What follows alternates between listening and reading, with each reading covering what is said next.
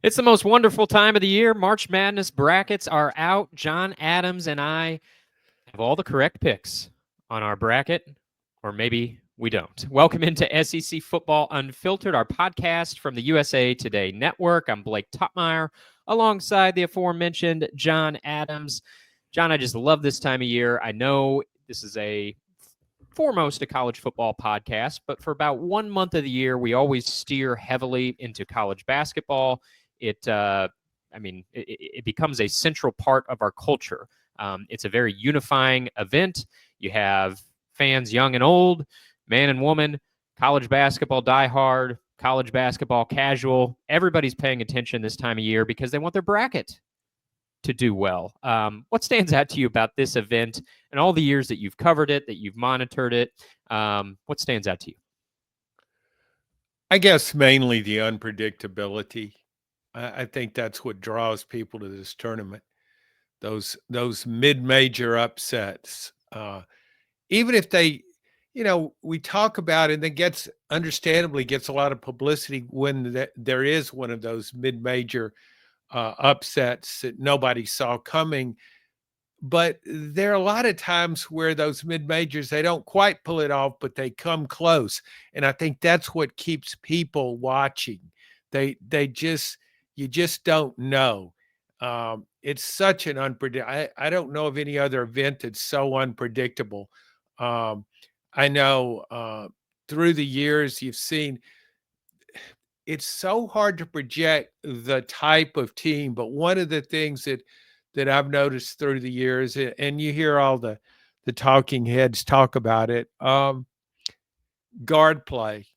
It just seems to matter so much in this tournament, and I think that came to the forefront even more when you went to the 3-point shot.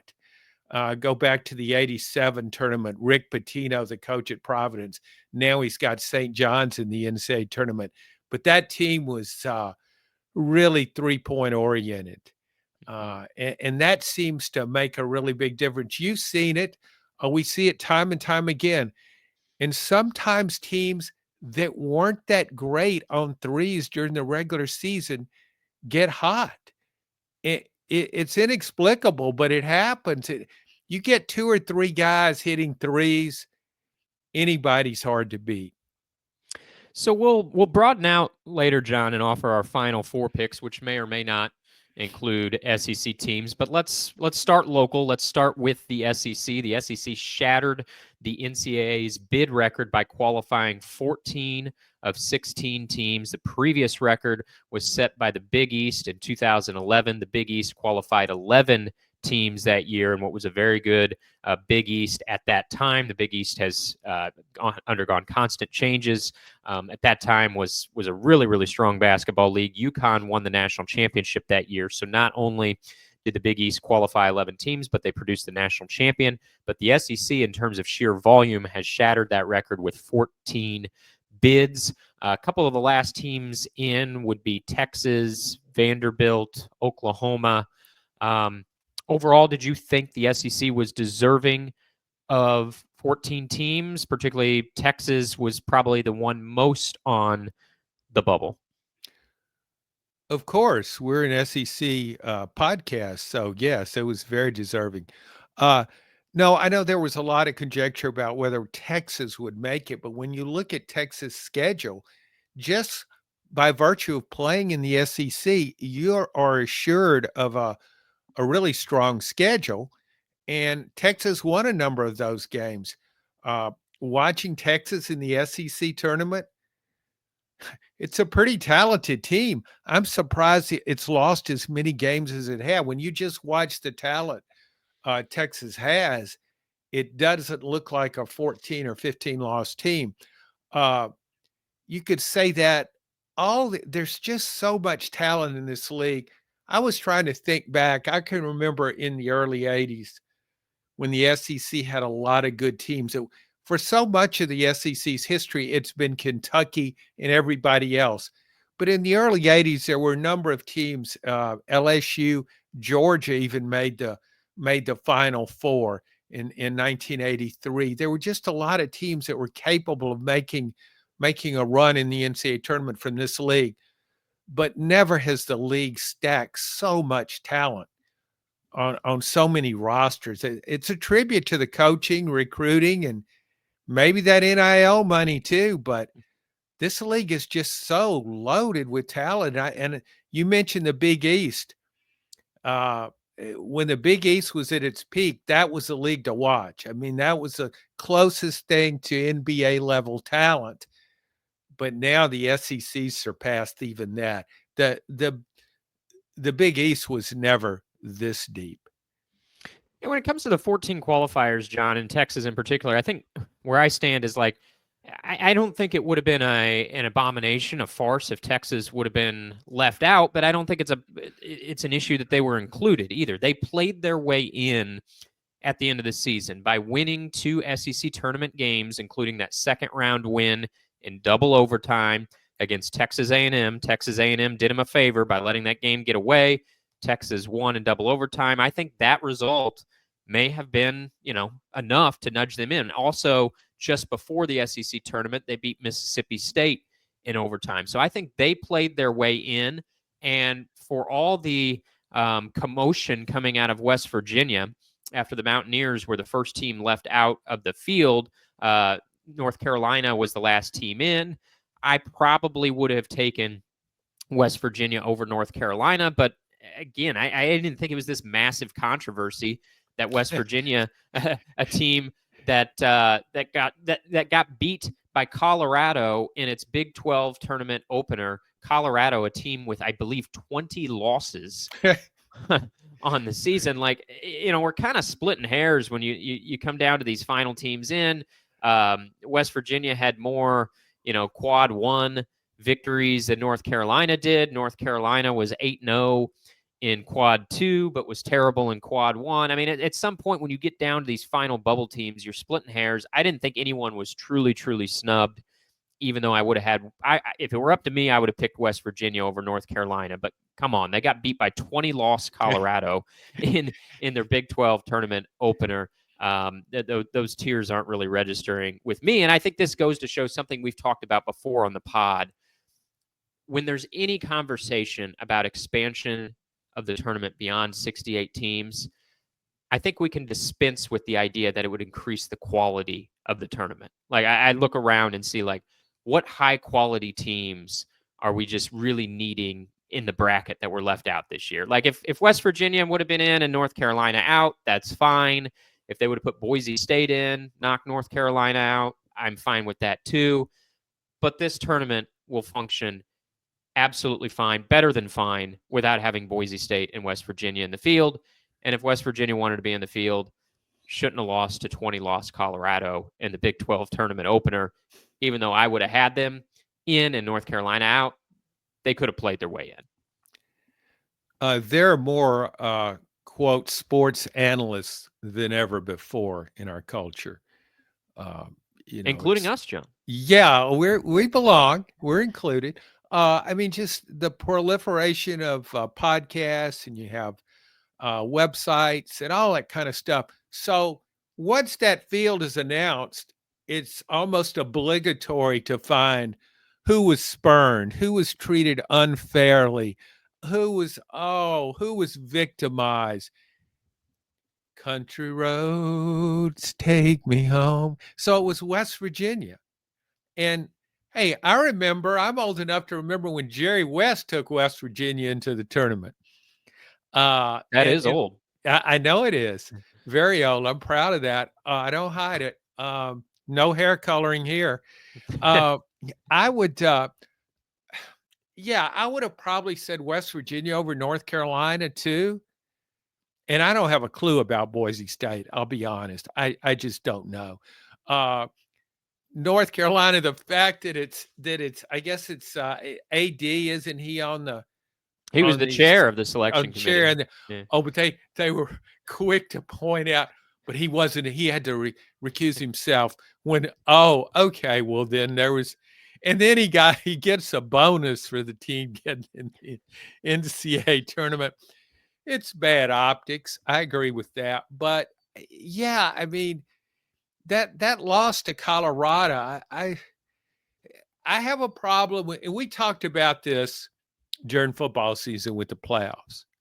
When your opportunity is right there, Mm-hmm. and you're expected, and you're the favorite, and it's right there. Let's go get it, guys. Come on, it's right there for you, West Virginia. Colorado, what did it have to play for? Its 14th victory. So there you go. I mean, and I give credit to Texas because down the stretch, those wins you mentioned were substantial, and to beat A&M in the SEC tournament, that was a big win. Texas did what you're expected to do. If you're in the running, if you're one of those bubble teams that we hear so much about, seize the moment. Mm-hmm. Mm-hmm. And West Virginia didn't do that. You know what's interesting, John, is about this time a year ago, Greg Sankey put his foot in his mouth when he called for, and he wasn't the only commissioner to call for it, but he very prominently called for March Madness expansion, at least expressed strong interest in the idea of expanding the NCAA tournament. And not only did he do that, he sort of grumbled about the fact that all these small conferences get an automatic bid for their conference champion, which I think the average sports fan, even sports casual, loves about the NCAA tournament. It's a mix of the big dogs and the little guys, and we see some upsets. And in the end, usually the big dogs shine, but the early rounds kind of belong to the little guys that spring the upsets. And then the SEC, which qualified 8 teams last year, suffered a lot of first and second round losses. And Greg Sankey really kind of came away with some egg on his face after those comments. But a year later, John, after the SEC qualifies 14 of 16 teams, and even if this tournament expanded by 18, or by 8, excuse me, not 18, by 8 teams to 76, which is sort of the whispers in the corners, is that if it expands, it'll go from 68 to 76. Well, guess what? The 2 teams that didn't make it from the SEC still wouldn't have been in the field had it been 8 teams bigger. And so with 14 teams in the field this year, it's crickets from Greg Sankey when it comes to NCAA tournament expansion. Apparently, he only talks about it when he thinks it would be good for his conference, which tells me that it's not a good idea on the whole. When it's only a good idea for your particular conference in a particular year, and it's not a good idea the following year, that tells me it's probably not a good idea, and everything is fine as is. How left out must South Carolina and LSU feel? I mean, everybody, toughest league ever, greatest basketball league of all time, 14 teams in the South Carolina, LSU, no.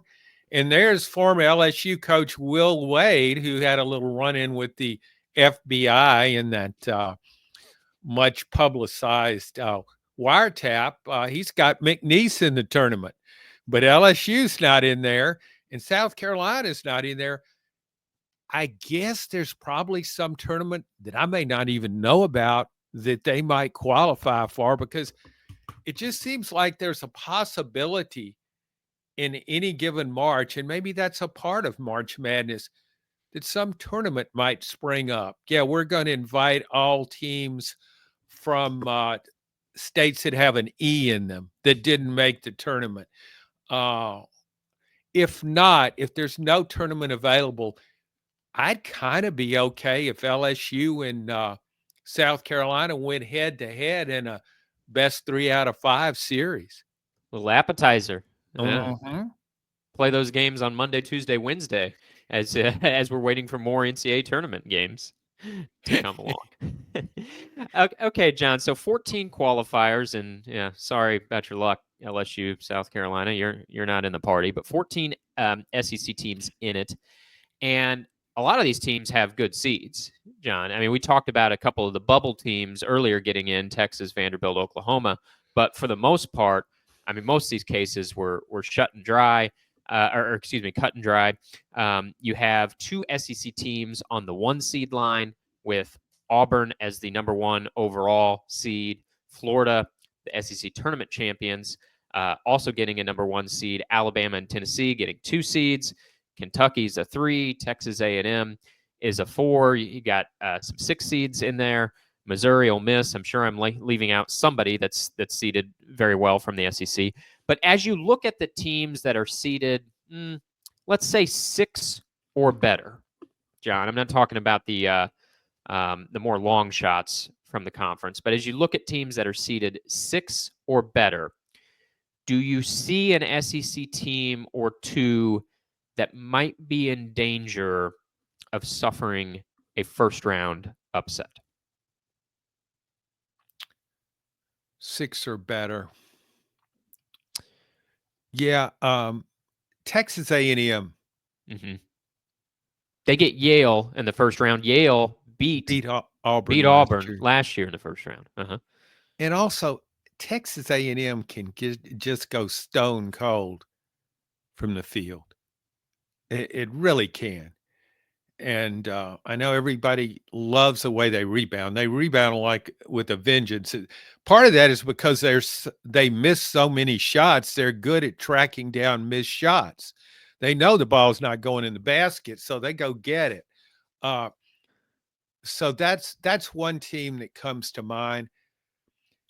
If you had to pick, I guess Auburn, and not a first round game, but an early upset loss, simply because of what happened last year with Yale. Auburn looked great winning the SEC tournament. I thought it could win the whole thing. Finished really strong, won its last 6 games, and then loses to Yale. Auburn just isn't playing that well, at least not as well now as it was early in the year. And that kind of concerns me about Auburn. When I look at Auburn, when I look at it from most of the season, I think complete team can beat you a lot of ways. It can beat you with its guards. It can shoot threes well enough. Janai Broome gives it a star go-to player that's so reliable and so consistent. Depth in the post, can get away with a lot of fouls. But that's troubling to me, the way it played down the stretch. It had some good games, but it just wasn't as good. And then I go back, it's hard to discount a bad tournament last year for somebody because you think maybe not so much the players, but the coach. You wonder, I think Bruce Pearl's a great coach, but he hasn't been great in the NCAA tournament overall. Yeah, and for Auburn, John, I have concerns about them too. To me, it doesn't matter so much to me about what happened last year, but I look more as the region draw. I have a hard time figuring out how Auburn got the number 1 overall seed and drew this region. I mean, to me, this is the region of doom, the South region. You start with that potential second round game against either number 8 Louisville or number 9 Creighton. Well, the NCAA selection committee, after they come out with their bracket, they release what they call true seeding. Their 1 through 8 seeding, or 1 through 68 seeding. How they really would rank all 68 teams in the tournament. And if you look at that true seeding, the committee had Louisville as the best number 8 seed and Creighton as the best number 9 seed. So right there in the second round, Auburn's going to play either the best 8 seed or the best 9 seed. And oh, by the way, if it's Louisville, a team that won 27 games this year, that game is going to be in Lexington, Kentucky. Now, there's no love for Louisville and Lexington, but Louisville is only about 75 miles away. So that's almost a de facto home game, or it sets up for it that way anyway for Louisville if they were to get past Creighton in round 1 and play Auburn in the second round. And then you look elsewhere in that region, John. You have Michigan State, which was the Big Ten's regular season champion as the 2 seed. You have Michigan, who I think is underseeded at number 5, which was the Big Ten's tournament champion. So you got the regular season and the tournament champion from the second best conference in the country, at least in terms of how many teams they qualified and conference net. You have Texas A&M, a team that beat Auburn this season as the 4 seed in that region. Iowa State's the 3 seed. They're dealing with an injury to one of their top scorers, so they're a little bit watered down coming into this. But I think up and down that region, it's just a prison of the committee's making. It is not a draw that you would think the number one seed should be deserving of, and the number one overall seed. It almost reminds me, John, of the college football playoff selection committee awarding Oregon the number one overall seed, saying, congratulations on your undefeated regular season, Oregon. Oh, by the way, now you have to play Ohio State, the nation's most talented team, in the quarterfinals, a team you barely beat in the regular season. Yeah, that's who you get in the quarterfinals. To me, this quadrant of the bracket for Auburn is kind of reminiscent of that. You really, if I'm looking at the bracket and I don't know who the number one overall seed is, there's no way, based on its quadrant, that I would think it would be Auburn. Yeah, there are a couple of things. You were mentioning teams in that, and I'm not looking at a bracket right now. Ole Miss, is Ole Miss in that region? They are. They are the sixth seed. See, Ole Miss is a team I think that's capable of beating a number one seed. I think that's a good team with a good coach who's been in the Final Four before. So that I agree with you. But see, I know why Auburn got the number one seed. Its strength of schedule was off the charts. My gosh, I understand that.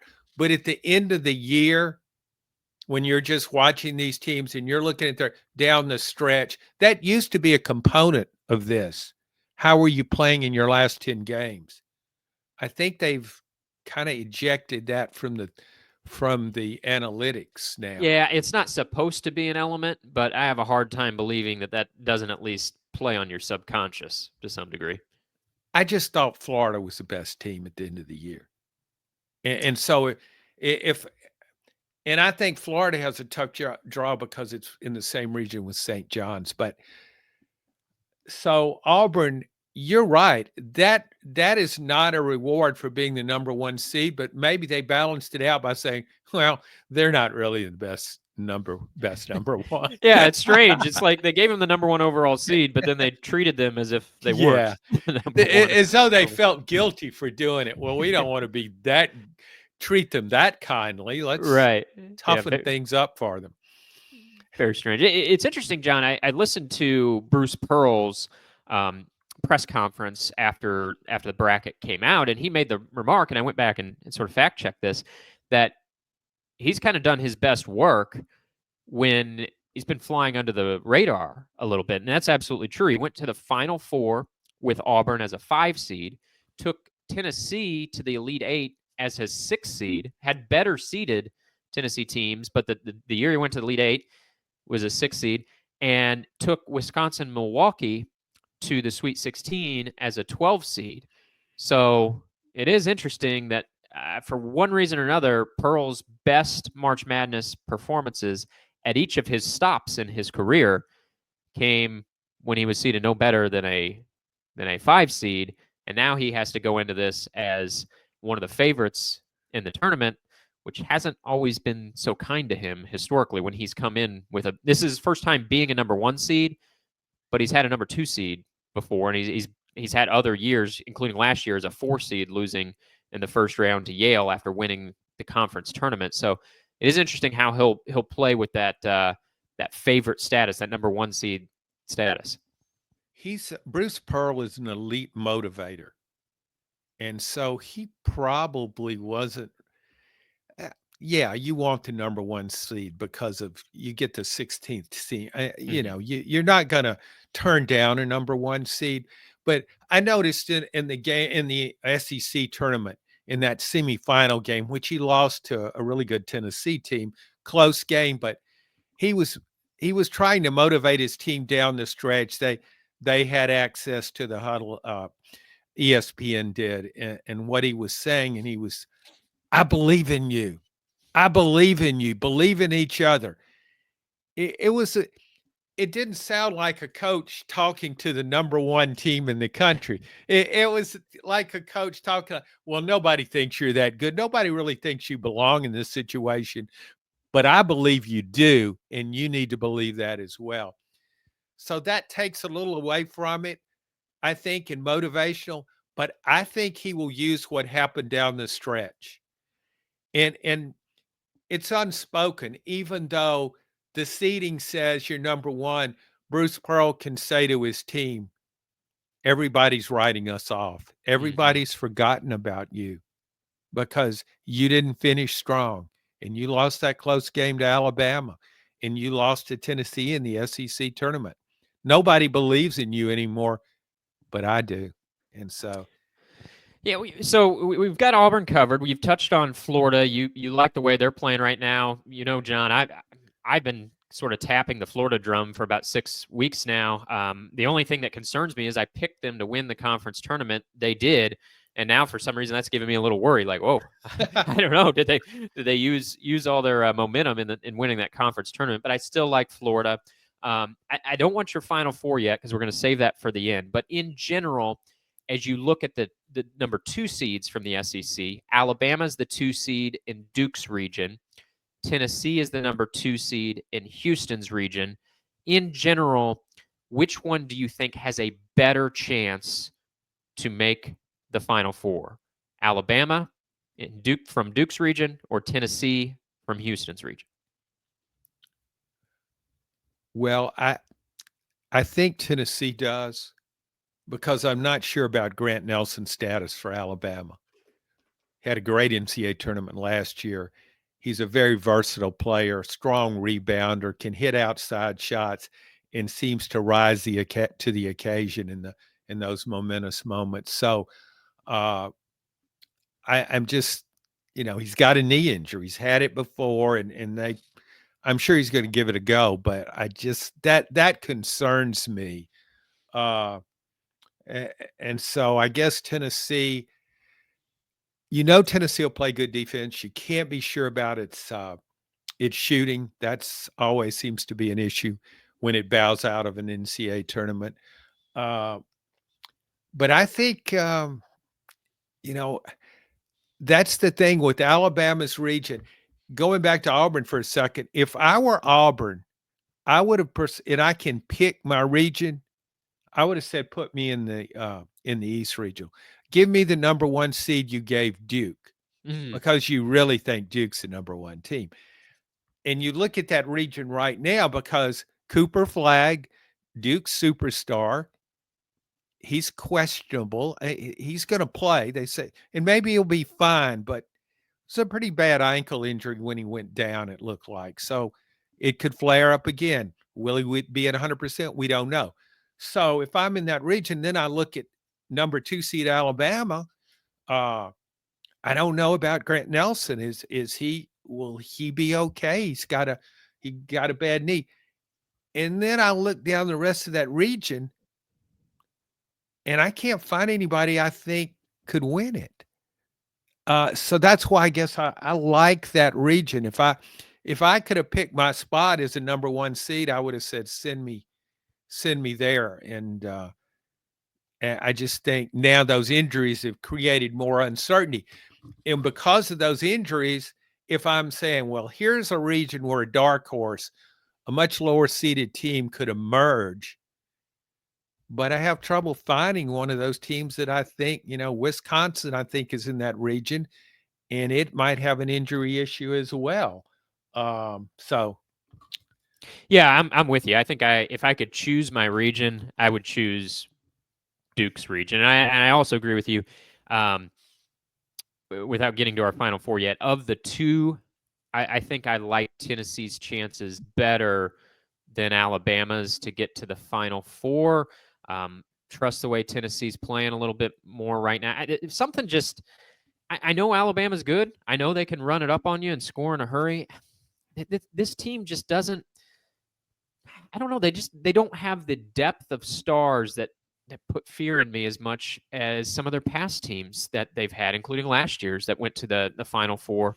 I don't know. I don't want to say something seems off about this team. Maybe it's just that they don't play defense. Maybe that's what's off, is that Alabama just doesn't play defense, and I have a hard time, writing that to the Final Four. We touched on potential upsets, John. You mentioned Texas A&M better be on upset alert against Yale. I like that one. Not that I watched a lot of Yale this season. Took a peek at them in the Ivy League tournament, but in looking over some numbers, Yale shoots a really high clip from 3-point range. One of the most accurate 3-point shooting teams in the country. That's always a recipe for some upset potential when that underdog can shoot it from 3. And I was curious, did they bring anybody back from last year's team that beat Auburn in the first round? Oh, yeah, they brought back John Poulikaitis, the guy who scored 28 points in last year's win against Auburn. He's back as the star of this team, which I admit I didn't realize until the Ivy League tournament, and I paid a little bit of attention to Yale. But so that's a good one. A couple more, John, that I'll run past you. Number 11 seed Drake is going to be a really trendy upset pick. I've watched them a few times. They play a very grinded out style, one of the slowest tempoed teams in the country, but they play good defense. They rebound it well. Their coach, Ben McCollum, won 4 Division II national championships at Northwest Missouri State, and 4 of his 5 starters, including star guard Bennett Sturts, 4 of his 5 starters followed him from Northwest Missouri State. They were playing at Division II ball last year. Well, that didn't affect them. They're playing in the Missouri Valley now, one of the best mid-major conferences. Drake won the regular season title. They won the conference tournament title. Now they play 6-seeded Missouri in round 1. That'll be a little bit of a contrast in styles. If Drake can dictate the tempo and grind this thing to a crawl and lean on their defense and rebounding, that's got some upset potential. The other one I'll throw out at you, John, to me, Ole Miss is a little bit Jekyll and Hyde. I think they could beat really good teams, or I think they could bow out early. They're going to play the winner of a play-in game, either North Carolina, the last team in, or San Diego State, one of the 4 qualifiers from the Mountain West. I'd be a little bit concerned about San Diego State because they play so good of defense, and you have an off shooting night. I don't know that San Diego State's the team you want to be facing there. So I kind of lean Ole Miss in that one, but those are just a couple of upset potential ones I would add to your mention of Texas A&M being on upset alert against Yale, an idea that I agree with. Yeah, one of the things that I like about the SEC this year, it's not just how talented the teams are or how many good coaches they now have in this league, but also how many different styles of teams you have. I think when you go through this regular season schedule in the SEC, that it really, really conditions you for what might be to come in the NCAA tournament. Because you mentioned about Drake, or you never know what style of team you might get in your draw, and sometimes that's a bigger factor than seeding. It's those kind of matchups. You talk about Yale upsetting Auburn last year. I just think the SEC teams are really prepared for pretty much everything. They've seen it all. And so that's why I agree. Ole Miss, you're right about Ole Miss. It can play down to its competition, and that should give you cause for concern if you're a Rebels fan. But I just think having gone through this schedule, that they will be prepared for what's to come in this situation. And I guess I would be surprised, even though I picked A&M as a possible upset loss. I would be surprised. I'll be surprised if any SEC team, I guess, loses in the first round, other than the really low seeds.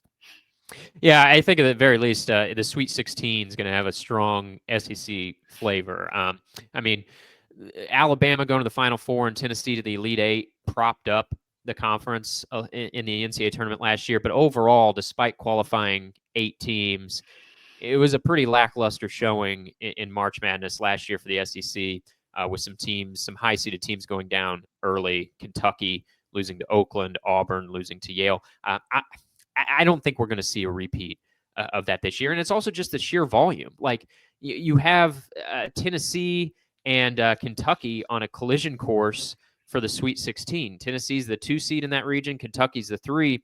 If they don't get upset before then, they're going to meet in the Sweet 16. So, if that matchup happens, you're guaranteed of sending an SEC team to the Elite Eight.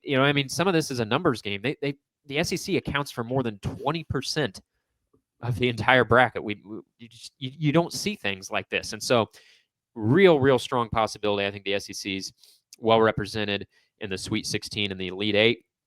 But how about the Final Four, John? Let's get to our Final Four picks. Let's go one by one, region by region, instead of just doing a 4-team dump. Let's go region by region, back and forth. And so let's start in the East region, where we talked. We'll start upper right if you're in your bracket, where Duke is the 1 seed, Alabama is the 2 seed. Who's the 3 seed in that region? Oh, Wisconsin is the 3 seed. Yeah. Yeah, And Wisconsin's the 3 seed. Arizona's the 4. yeah, see, and we talked about that region a few minutes ago, but those 3, 4, and 5 seeds in that region don't grab me. I just think I just look at it and I can't see anything but Duke and Alabama, even with those injuries. And I guess if it comes down to it, I've got to pick. I want to pick out if everybody were healthy, I'd pick Alabama. But Grant Nelson's got a knee. Cooper Flagg's got an ankle. I trust the ankle more than I do the knee, so I guess I would have to take Duke in this case. And Duke won the ACC tournament without Cooper Flagg, for whatever that's worth. I mean, the ACC is not much. not much. The ACC is nowhere near what the SEC was this season. We saw that way back in the fall when the SEC smashed the ACC in that ACC SEC challenge. But Duke is head and shoulders at the top of the conference. I'm going to parrot you here. I will take Duke as well. I'd be tempted to go with someone else if I could put Duke in a different region, right? I mean, there's other 3 and 4 seeds that I like in this tournament. Just don't like Wisconsin and Arizona as much as I like some of the other 3 and 4 seeds. And with Alabama, I think their defense is going to catch up with them at some point. I don't even know if Alabama makes it to the Elite 8, but I know they can get hot. Maybe that's enough to carry them to the Final Four, but I just trust Duke a little bit more. And I think Duke can get by, with Cooper Flagg being a little gimpy, maybe round 1, maybe even round 2, although they could face Mississippi State in round 2.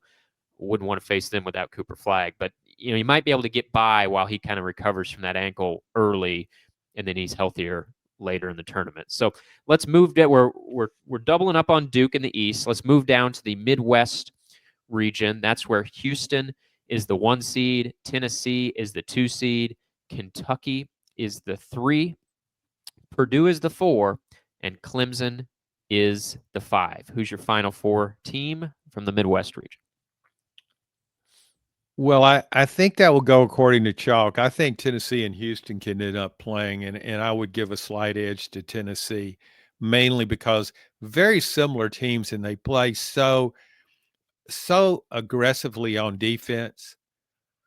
And 2 coaches we talked about last week, Ralph, Kevin Sampson and Rick Barnes, who never won a national championship, but have had tremendous success at so many different schools. But I just kind of think it will come down to that. However, Kentucky at 100%. Well, Kentucky, if it hadn't suffered the injuries it had, it would be seated higher than 3. It wouldn't even be in the spot it's in. I think that's a very talented team, and it's beaten Tennessee twice. That's something to think about. Lamont Butler's status, the point guard, he's got a bum shoulder. That's unfortunate for Kentucky. I think it's a different team if he's 100%. But I will go with Tennessee, a slight edge over Houston, in which the contact will be fierce.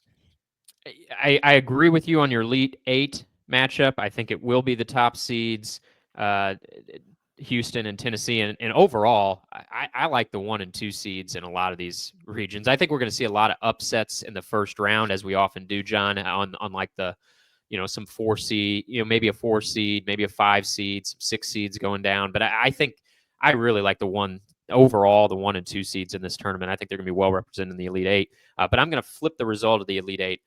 I've liked Houston all season. Kelvin Sampson's been to 2 Final Fours before. I think he can get his national championship this year. This team, Houston's lost just once since November. Now, the Big 12 wasn't wasn't at its absolute best this year, but that's still a pretty strong conference, and they've only lost one game since November. I love veterans who've been on this stage before, and Houston is loaded with veterans who've got NCAA tournament experience, including LJ Cryer, Emmanuel Sharp, Juwan Roberts. I mean, there's just veterans up and down this Houston roster that have been on this stage before. So I give the edge to Houston in that Elite Eight matchup. I think it'll be another year like last year where Tennessee gets close to getting that first Final Four in program history, but comes up just short. And if it does so, we'll see how the game plays out. But this wouldn't be one of those years where you say, they underachieved. I think if Tennessee makes it to the Elite Eight and were to lose to Houston, I mean that's just losing to one of the best teams in the country. So I think Tennessee can get that first Final Four, but I just like Houston too much. Let's move on to the West region, John. We both like the way Florida is playing. They're the 1 seed in the West. St. John's, maybe the best defensive team in the country with Rick Pitino sipping from the fountain of youth at St. John's. Rick Pitino looking more and more like a vampire every day, but don't they say vampires just don't age? I mean, Rick Pitino's like 73 years old, and he's got St. John's playing his best ball in 40 years. They're the 2 seed in that region. Texas Tech, a dangerous 3 seed, in my opinion, probably the second best team from the Big 12 behind Houston. The 4 seed is Maryland. The 5 seed is Memphis. Does Florida survive this region and get to the Final Four, or are you eyeing someone else? Well, I like Texas Tech too, and I really like St. John's and Rick Pitino because, I mean, I've covered Rick Pitino teams in the Final Four at, so many different stops, and he knows how to get through this tournament, and he's won with different styles. This team is nothing like the one that won the national championship for him at Kentucky. He's won with different styles, but Florida, it's just hard to pick against them. I mean, we see that a seemingly complete team that's a consensus number one that flounders in this tournament. But how do you pick it? How do you pick against Florida as well as it's played? Tremendous backcourt, some big guys that can really run the floor, that pass effectively, depth, and it's got one big star who's playing as well as he ever has in Walter Clayton. He's kind of got that Seth Curry look to him right now, Steph Curry look. I just think it's just I just can't pick against Florida. This is not an easy region. I mean, put Florida in the East instead of Duke, and I could see one of these teams beating Duke.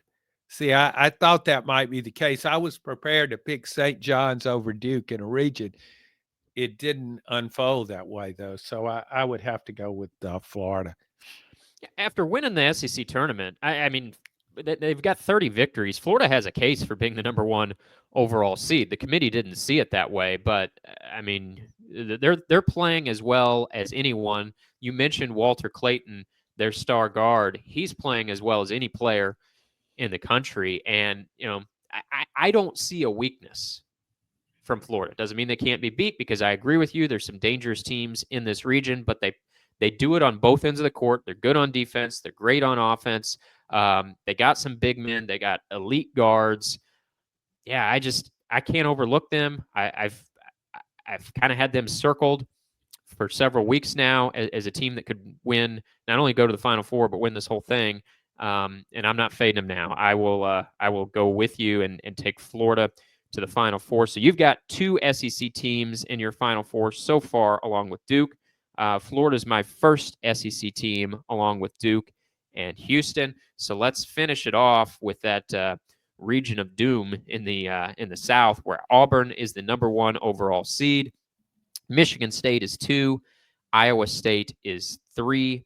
Texas A&M is 4. And Michigan is 5. Does Auburn survive that minefield, John? Play hopscotch through the minefield, get past either Louisville or Creighton, in the second round, get past all those other teams I talked about, and make it to the Final Four? I think Auburn playing at its best could do that. But what I saw of Auburn recently, no. I just think it'll stumble somewhere along the way. Um, a very talented team and a versatile team. Got some size, got some backcourts, but the difference to me in Florida and Auburn that I noticed particularly late in these close games, Florida's guys just seem to play with more confidence. And at least watching them, I have more confidence in them than I do with Auburn. I just don't know if Auburn will make the right move at the right time in these close games. So I would go, I don't think Auburn will win. Got to pick somebody. Um, I guess I would go with Michigan State. Mm, yeah. And that's mainly a vote for the coach as opposed to the team. This region's so hard because part of me wants to take Auburn because they're the best team in this region. They might still be the best team in the country when they're at their best. We haven't seen them at their best last few games. They've also lost to some really good teams. Not like they've been losing to nobodies. They've been losing to teams that are have very nice seeds next to their name in this bracket. But I just think number one, I got 3 1 seeds so far in my Final Four. Do I really want to go 4 for 4 on 1 seeds? I don't know that I do, even though I like all the 1 seeds in this tournament. I don't think there's a weak number 1 seed. I don't know that there's a clear front runner to win the whole thing like there was last year with UConn, but I also don't think there's a weak link in these 1 seeds. Got to pick someone. I just don't know that Auburn can survive the minefield. When the brackets came out Sunday night, John, I initially picked Iowa State to go to the Final Four from this quadrant, but they've since announced that Keyshawn Gilbert, their second leading scorer, star guard, is not going to play in this tournament with a groin injury. That concerns me. Iowa State being able to survive this region down one of their top players. I'm actually going to go with Michigan. I'm riding the hot hand there, which concerns me a little bit. They won the Big Ten tournament. Their coach, Dusty May, has been to a Final Four with Florida Atlantic. You mentioned Tom Izzo. You trust the coach with Michigan State for good reason. Tom Izzo's been excellent throughout his career in the NCAA tournament. Well, Dusty May, you can make the Final Four with Florida Atlantic. You can make the Final Four with Michigan. So it's without much conviction, but got to take somebody. So I will take Michigan as my wild card, a 5 seed, joining my 3 1 seeds in the Final Four. John, let's go ahead and make our national championship pick. We'll probably make some revisions next week once we get down to the Sweet 16. But for my national championship pick, I am taking Houston over Florida in the finals. Like I said, I've liked Houston the last several months. Love their veteran presence. I could say the same thing about Florida, though. That would be, I think, an elite national championship game, Houston versus Florida. I think there's several other teams that could make it to that stage, but I will take the Cougars to spoil the SEC's chance to get a national champion for the first time since 2012. Kentucky. I think it'll be a good, very strong tournament for the SEC, but I'll take Houston over Florida in the finals. I think a lot of teams when they face Houston aren't prepared for the shock of how hard that team plays, how tough it plays defensively. It just is relentless. It doesn't give you an inch anywhere on the court. But Florida's seen other teams in the SEC that can do that. Tennessee, in particular, it lost to Tennessee by 20 points in Knoxville, beat them by 30 in Gainesville, but it's played Ole Miss. It's played it played Kentucky, not Kentucky. It played Auburn, which can play really tough physical defense. So I think Florida, again, getting back to the fact, I think SEC teams are well prepared for what might come their way in the tournament and all the various types of teams they could face. So I will go with Florida. I just wonder, when I think about this, though, if things broke the SEC's way, how an all SEC Final Four is not so far-fetched. It really isn't. Let's just say Cooper Flagg, his ankle can't go on that ankle. It betrays him there in the NCAA tournament.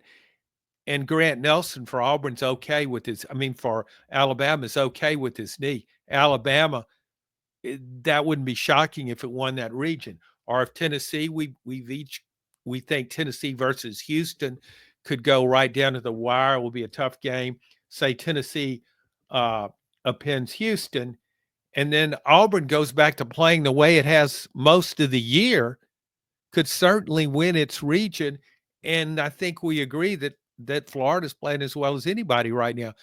So, gosh, Florida, Alabama, Auburn, uh, who am I leaving Tennessee. out? Tennessee, all four of those teams in the Final Four.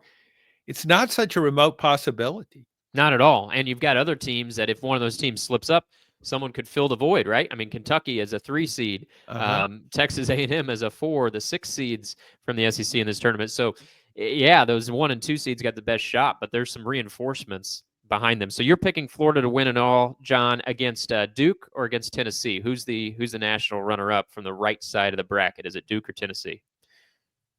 Oh, I'll just stick with the SEC and have Florida and Tennessee play. Florida and Tennessee in the finals. All right. I'm sure we will have lots of revisions next week after we get through the first 2 rounds of the tournament. In the meantime, enjoy the madness.